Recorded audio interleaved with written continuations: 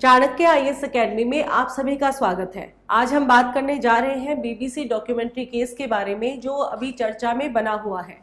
Delhi high court ने British broadcasting corporation यानी कि बीबीसी को एक गैर सरकारी संगठन की ओर से दायर मानहानि के मुकदमे में नोटिस जारी किया है। कोर्ट में दायर किए गए मानहानि के मुकदमे में याचिकाकर्ता ने दावा किया है कि इस डॉक्यूमेंट्री से देश के प्रधानमंत्री और न्यायपालिका की प्रतिष्ठा को ठेस पहुंची है।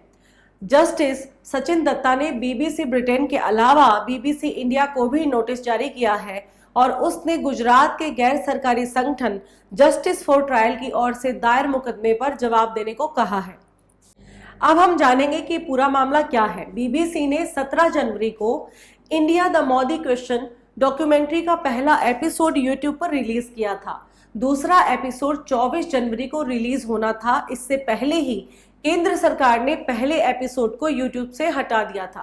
पहले एपिसोड के डिस्क्रिप्शन में जो लिखा था वो ये था कि ये डॉक्यूमेंट्री भारत के प्रधानमंत्री नरेंद्र मोदी और मुस्लिम अल्पसंख्यकों के बीच तनाव पर नजर डालती है। गुजरात में 2002 में हुए दंगों में नरेंद्र मोदी की भूमिका के दावों की जांच करती है।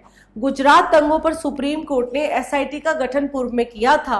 कमेटी को दंगों में नरेंद्र मोदी के खिलाफ कुछ भी नहीं मिला। एसआईटी ने उस समय कहा था कि मोदी के खिलाफ कोई सबूत नहीं मिले हैं। जून 2022 में भारत की सुप्रीम कोर्ट ने एसआईटी की तरफ से मोदी को मिली क्लीन चिट को सही मान लिया था। इस विषय पर विदेशों से भी प्रतिक्रिया आ चुकी है। क्योंकि बीबीसी ब्रिटेन से बिलोंग करता है तो ब्रिटेन के पीएम ऋषि सुनक ने भी इस पर ऐतराज जताया था। बीबीसी की डॉक्यूमेंट्री पर ब्रिटिश संसद में भी चर्चा हुई थी। पाकिस्तानी मूल के सांसद इमरान हुसैन ने कहा था कि गुजरात दंगों के लिए सीधे तौर पर नरेंद्र मोदी जिम्मेदार थे। अब भी दंगा पीड़ितों को इंसाफ नहीं मिला है। उन्होंने ब्रिटिश पीएम ऋषि सुनक से सवाल किया था कि दंगे में मोदी की भूमिका पर आपका क्या कहना है। इस पर सुनक ने उन्हें जवाब दिया था कि बीबीसी की डॉक्यूमेंट्री में जिस तरह से पीएम मोदी को दिखाया गया है मैं उससे कतई सहमत नहीं हूं। ब्रिटेन सरकार की स्थिति स्पष्ट है। हम दुनिया के किसी भी हिस्से में होने वाली हिंसा को बर्दाश्त नहीं करते हैं, लेकिन डॉक्यूमेंट्री में पीएम मोदी की जो इमेज पेश की गई है मैं उससे बिल्कुल भी सहमत नहीं हूं। इसी तरह यूके के सांसद लॉर्ड रामी रेजर ने बीबीसी की डॉक्यूमेंट्री को लेकर 18 जनवरी को एक ट्वीट किया था। उन्होंने बीबीसी से कहा कि आपने भारत के 100 करोड़ से अधिक लोगों की भावनाओं को ठेस पहुंचाई है। एक लोकतांत्रिक रूप से चुने गए प्रधानमंत्री, भारतीय पुलिस और भारतीय न्यायपालिका की भावनाओं को ठेस पहुंची है। हम गुजरात दंगों की निंदा करते हैं, लेकिन आपकी पक्षपातपूर्ण रिपोर्टिंग की भी आलोचना करते हैं। दूसरी तरफ विदेशी मीडिया ने इसे स्वतंत्रता के लिए खतरा बताया। विदेशी मीडिया ने बीबीसी डॉक्यूमेंट्री को लेकर गहराए विवाद को प्रेस की स्वतंत्रता पर खतरा बताया था। न्यूयॉर्क टाइम्स से लेकर कई बड़े विदेशी मीडिया संस्थानों ने बीबीसी डॉक्यूमेंट्री पर लगे प्रतिबंध की आलोचना की थी। इस पर जो विवाद शुरू हुआ था वो उसकी शुरुआत जेएनयू से हुई थी। बीबीसी डॉक्यूमेंट्री रिलीज होने पर केंद्र सरकार की ओर से बैन करने के बाद इस पर बवाल शुरू हुआ। मोदी सरकार की ओर से बैन लगाने के खिलाफ जेएनयू में डॉक्यूमेंट्री की स्क्रीनिंग रखी गई थी।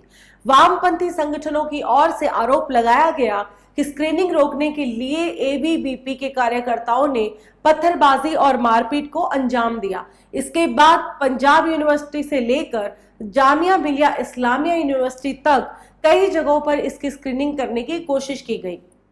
इससे पहले भी सुप्रीम कोर्ट में बीबीसी डॉक्यूमेंट्री बैन का मामला पहुंच चुका है। फैसले के खिलाफ प्रशांत भूषण, एन राम, महुआ मोइत्रा ने सुप्रीम कोर्ट में याचिका दायर की थी। बीबीसी डॉक्यूमेंट्री पर लगे बैन के खिलाफ सुप्रीम कोर्ट में वकील मनोहर लाल शर्मा ने भी याचिका दायर की थी। उन्होंने याचिका में अनुरोध किया था कि सुप्रीम कोर्ट डॉक्यूमेंट्री के दोनों एपिसोड मंगाकर देखे और इस आधार पर 2002 के गुजरात दंगों में शामिल लोगों के खिलाफ कार्रवाई हो। इस याचिका में कहा गया था कि देश में डॉक्यूमेंट्री के प्रदर्शन की कोशिश कर रहे लोगों पर पुलिस के जरिए दबाव बनाया जा रहा है। याचिका में यह भी कहा गया था कि सुप्रीम कोर्ट को तय करना है कि अनुच्छेद 19(1) और 2 के तहत नागरिकों को 2002 के गुजरात दंगों पर समाचार, तथ्य और रिपोर्ट देखने का अधिकार है या नहीं। इसके साथ ही आज के टॉपिक की सारी इंफॉर्मेशन कंप्लीट हो चुकी है। हम फिर मिलेंगे एक नए टॉपिक के साथ। आप हमारे YouTube चैनल को लाइक, शेयर और सब्सक्राइब करना ना भूलें। Thank you so much. Don't forget to like, share and subscribe to our channel and press the bell icon to never miss an update.